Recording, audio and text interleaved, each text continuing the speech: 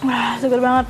Wow, seger banget nih. Di depan aku ini ada asinan Bang Acoy. Di sini ada dua jenis asinan, yaitu asinan zaman now dan asinan meva. Asinan zaman now ini dia polosan dan isiannya itu macam-macam. Ada mangga, kedondong, jambu dan lain-lain. Asinan mevanya di sini ada anggur, kiwi dan strawberry. Yang mangga muda dulu. Bismillahirrahmanirrahim. Ini kuah asinan itu bener-bener seger banget. Dia itu nggak usah ditambahin sambal aja udah kerasa pedesnya. Terus rasanya tuh ada pedes, manis, dan asam seger gitu. Kedondong. Ini buah-buahannya tuh bener-bener masih seger-seger banget. Lengkuang. Jambu. Ini kiwinya.